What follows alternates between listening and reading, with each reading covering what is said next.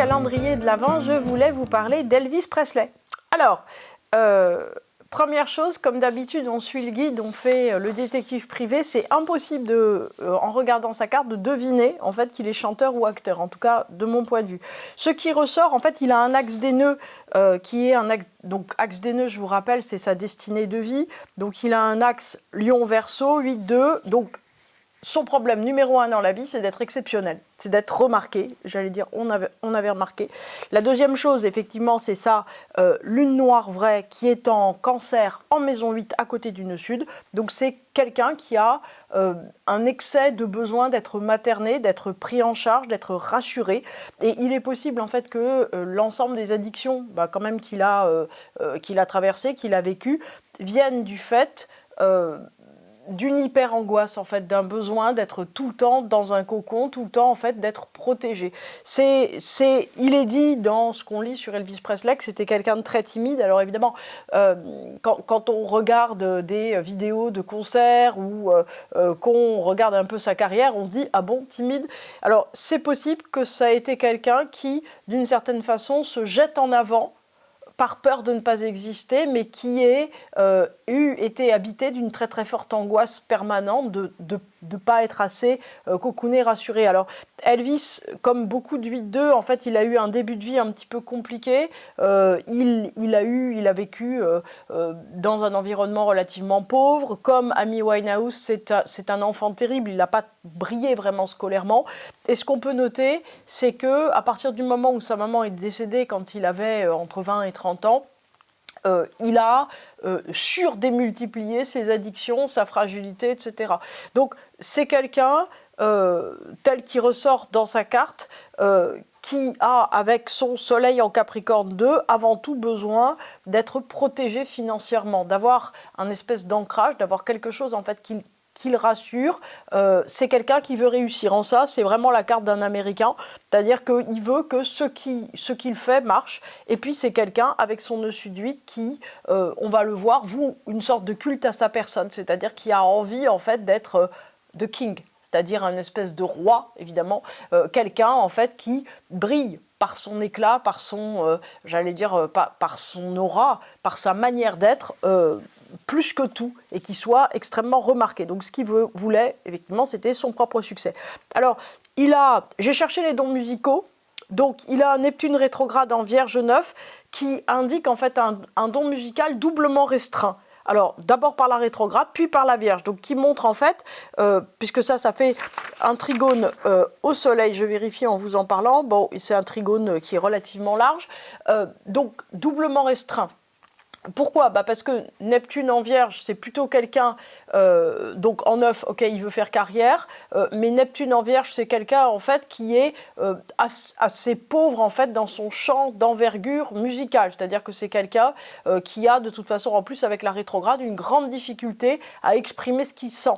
Donc ça accréditerait assez la thèse selon laquelle Elvis Presley a cherché des trucs qui marche et que en fait il a constamment essayé de se coller à ce qu'il identifiait comme étant son propre succès. Donc ce qui fait de lui un bon homme d'affaires, avec sa lune en Poisson, il a une capacité en maison 3, il a une capacité à percevoir ce qu'on attend de lui, ce qui le valorise. Mais il n'est pas du tout dans une recherche musicale. Alors personnellement, j'en doutais pas trop, mais voilà.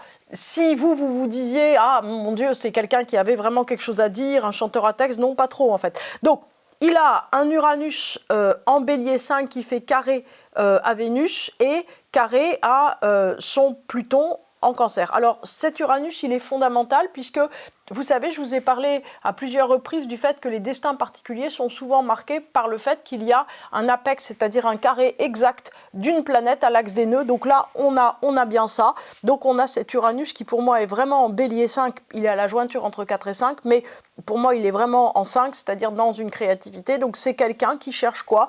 Une personnalité en fait qui se jette en avant pour conquérir. Alors pour conquérir quoi ? Vénus en Capricorne, c'est-à-dire que donc c'est l'autre bout du carré, donc c'est pour conquérir le fait au fond d'être intouchable, inviolable presque, affectivement. C'est quelqu'un en fait qui devait avoir, avec son nœud sud 8, il y a tout le temps cette espèce de tendance à avoir du mal en fait à se lier, à avoir du mal à appartenir. Ça, c'est quelque chose qui est courant avec les nœuds sud-8, puisqu'ils ont toujours peur en fait que appartenir à un attachement, à quelqu'un, à une corporation, à une entreprise, à un corps de métier, soit quelque chose qui les limite. Ils ont tout le temps besoin, on va dire, de se dire je peux partir quand je veux, ou bien je peux faire autre chose. Donc là, pour Elvis, le point, c'est qu'effectivement son carré entre Uranus Bélier 5 et Vénus, qui est en Capricorne 2, c'était, en fait, moi je fais de l'argent avec mon image, je fais de l'argent en donnant une apparence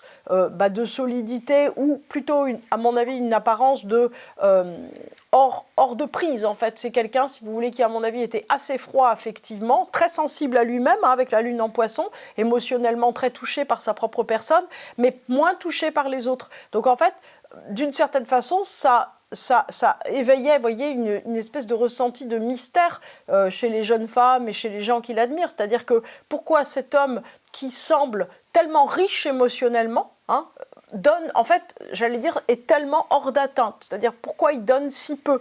Et donc, en général, quand quelqu'un donne très peu, bien loin de repousser en fait la personne qui est attirée, ça l'attire davantage. Donc, il a très bien compris les choses. Alors, de l'autre côté, il y a effectivement ce carré à Pluton qui est très puissant. Donc, avec le carré à Pluton en Cancer, c'est quelqu'un qui cherche désespérément, à mon avis, ce qui va le protéger et le mettre hors d'atteinte. C'est-à-dire qu'à un certain moment, en fait, il identifie que le succès, et le succès toujours renouvelé, il a travaillé comme un Capricorne, c'est-à-dire comme un fou furieux, toute sa vie à faire plusieurs albums par an, des tournées partout, etc., etc. La veille même de sa mort ou 3 jours avant, il était encore sur scène. C'est quelqu'un qui génère de la production à longueur de temps. Bon, très bien. Mais pourquoi le fait-il ? Lui, en fait, il a une raison de le faire, c'est qu'il cherche, en fait, son refuge, son havre de paix. Alors, évidemment, les beaux vêtements Vénus Capricorne opposés à Pluton, ça suffit pas, en fait, voilà, j'allais dire les belles tuniques dorées, etc., dans lesquelles il s'habille ou se déguise, ne suffisent pas à faire de lui un demi-dieu, ne suffisent pas à le protéger, c'est-à-dire qu'on est vraiment dans une logique de contrôle de l'image qui est très important, qui est très avant-gardiste par rapport à l'époque d'Elvis Presley, c'est-à-dire que c'est quelqu'un qui a vraiment essayé, en fait, d'incarner quelque chose. En fait, ce qu'il a d'étonnant, cet homme, c'est l'incarnation d'un style, l'incarnation d'une manière d'être qu'il réplique et duplique. C'est-à-dire qu'au fond, Elvis, avec son Mercure en Capricorne et son Neptune en Vierge, donc on a compris un peu limité musicalement, il a cherché des trucs qui marchent, qui fonctionnent et qui soient des trucs commerciaux, puisqu'il a un pôle en maison 2 très important. Et il a bien raison parce que ça a fonctionné.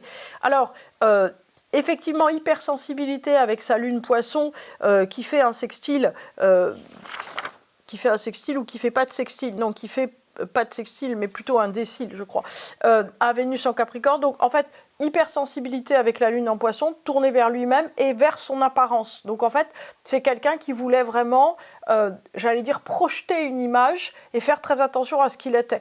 Et donc, difficulté aussi à se laisser atteindre affectivement, on retrouvera ça plus tard. Une difficulté aussi avec l'attachement, puisque tout attachement est perçu comme dépendance. Donc, à un moment, en fait, il rencontre quoi ? Il rencontre l'enfermement dans son propre succès. C'est-à-dire qu'il a eu la logique de se dire, si j'ai un succès, je suis dans un refuge, et ce refuge, en fait, va vraiment me protéger absolument de tout. Et au final, et lui donnait aussi l'adrénaline, on va dire, de continuer, etc. Et à un certain moment, en fait, il s'est rendu compte que ça devenait son propre enfermement. C'est-à-dire qu'il s'est rendu compte qu'il devenait le jouet, on va dire, de cette opposition entre Vénus Capricorne et le pôle en maison 8, Pluton et nœud sud et Lilith, c'est-à-dire qu'il déclenchait de l'amour qu'il n'était pas en capacité de recevoir, donc ce qui est évidemment assez frustrant. Donc, il se retrouve effectivement dans une espèce de, j'allais dire, d'impasse, dans une espèce de logique d'impasse intérieure qu'il n'arrive pas à du tout dépasser. Donc c'est pas très étonnant en fait qu'il décède à l'opposition des nœuds, à l'opposition de Uranus sur sa position natale, c'est-à-dire à 42 ans, puisque le nœud de son thème était dans Uranus, c'est-à-dire la recherche d'une indépendance qui était censée être donnée par la musique. Alors, la question, effectivement, c'est que Elvis Presley est vraiment l'ancêtre, j'allais dire, de Michael Jackson ou des shows, vraiment, puisque lui, en fait, ce qu'il donne à voir, c'est sa danse, c'est son show, c'est ça, en fait, qui fait de lui un objet de désir. Et ça, c'est important, puisqu'il a une Vénus conjointe à la part de fortune en Capricorne, donc vraiment, ce qu'il sait faire, d'une certaine façon, c'est mettre en scène un désir, et en fin de compte, d'une certaine manière, il réussit évidemment en faisant du Elvis, hein,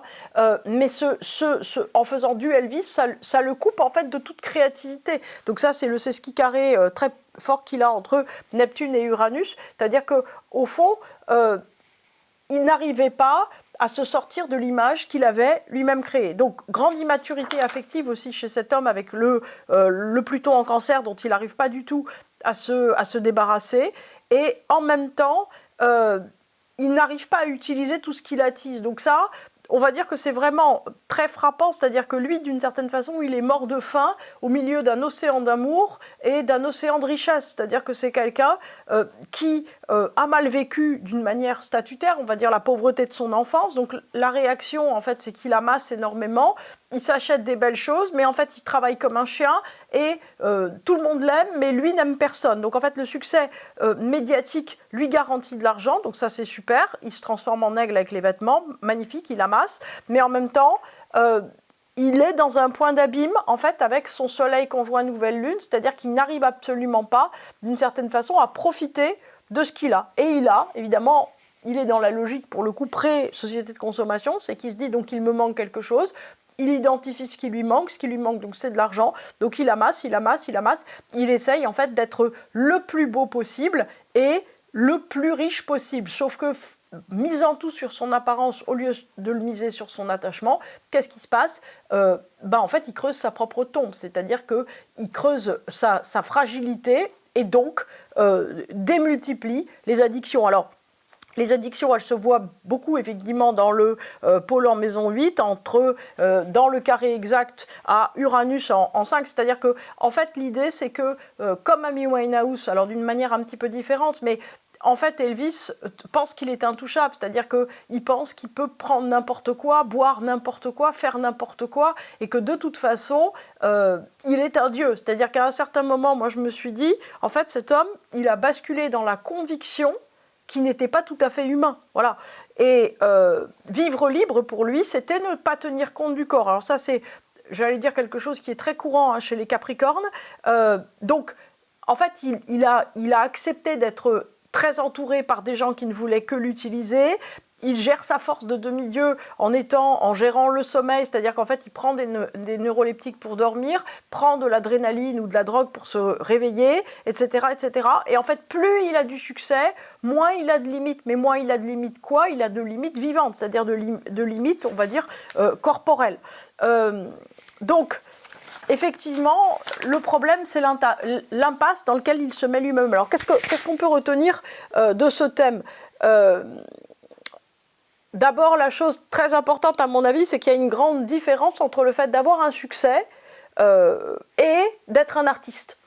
C'est-à-dire que le problème d'Elvis, c'était véritablement de faire de l'argent. Voilà, absolument de faire de l'argent, de quitter sa pauvreté et rien d'autre. Alors que Tolkien, son problème, c'était d'avoir une bonne vie et de créer quelque chose parce que, tout simplement, son quotidien ne lui semblait pas suffisamment enchanteur. Donc, ça, c'est la première chose. Donc, effectivement, il n'y a pas besoin, en fait, voilà, tous les gens qui se disent « Ah, mais est-ce que j'ai vraiment quelque chose à apporter ?» En fait, si vous voulez faire de l'argent, c'est un autre sujet qu'être un artiste. Être un artiste va forcément vous délier du fait de vouloir de l'argent. En tout cas, en un, c'est pas le sujet. C'est-à-dire qu'en un, ça peut venir après votre mort. Par exemple, Van Gogh a gagné beaucoup d'argent avec ses toiles, sauf que c'est venu après sa mort. Voilà. Donc, en fait, il faut arriver à comprendre d'une certaine façon que la logique artistique n'est pas une logique financière. La logique financière demande quoi ? Une adaptation, j'allais dire, technique à la demande d'une société et la capacité, on va dire, de générer de l'amour avec une image. Comment vous générez de l'amour avec une image ? Si vous souhaitez avoir un succès médiatique, c'est ça qu'il faut chercher. Alors, deuxième chose importante à retenir, c'est que les excès masquent souvent, effectivement, ce qu'il y a derrière. En vérité, j'allais dire que cet Uranus, vous voyez, qui est donc apex à l'axe des nœuds, montre que Elvis, il n'a pas réussi à transformer l'essai. Alors oui, il n'est pas mort à 27 ans, comme tous les autres, il est mort à 42 ans. Mais qu'est-ce que son chemin de vie indiquait? Un homme certes charismatique, mais pas se transformant en énergumène, parce qu'à un certain moment, en fait, c'est ça qu'on a. C'est-à-dire qu'on a l'impression, en fait, d'un personnage de manga sur deux pattes. Hein. C'est-à-dire qu'on a l'impression de quelqu'un qui a véritablement, si vous voulez, qui a basculé dans sa propre image, au lieu, j'allais dire, de créer quelque chose d'autre. Créer quoi? D'après la carte d'Elvis, c'est quelqu'un qui était un patriote, un homme assez traditionnel en fait, qui aurait dû devenir, par exemple, un politique ou respectable en s'engageant d'une façon ou d'une autre, etc.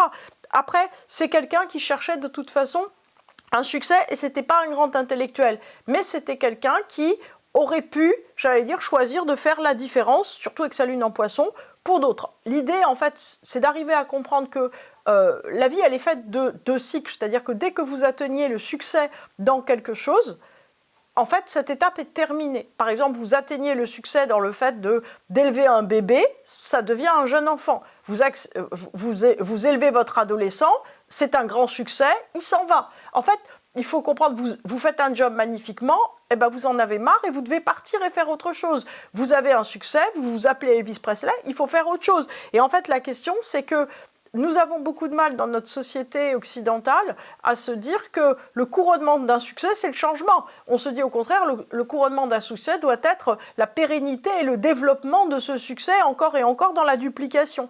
Et voyez, par exemple, le film Forrest Gump, avec Tom Hanks, c'est assez intéressant de ce point de vue, puisqu'à chaque fois qu'il rencontre un succès très important dans quelque chose, il fait quoi? Il s'en va, il change de vie. Et au fond, c'est véritablement cette logique que nous devrions avoir. En tout cas, quand il y a eu un succès très important, comme dans le cas d'Elvis Presley, en fait, il y a deux voies. C'est-à-dire que la première voie, c'est de tomber dans l'image, c'est-à-dire l'espèce de, j'allais dire, d'aberration totale, on va dire, de démantibulation totale d'un faux Elvis, et il tombe dans cette image et il meurt, parce qu'il y avait la surenchère, en fait, ne peut que donner la mort, ou il aurait fallu qu'il invente une autre personnalité. Donc, toute démesure doit créer un nouvel équilibre. À chaque fois en fait qu'on étudie des thèmes de grande personnalité, c'est ça qui est intéressant, c'est de se dire ok, vers quoi aurait dû aller cette démesure. Donc si vous avez un pôle un peu démesuré dans votre vie, formidable, pensez à l'après de ce cycle.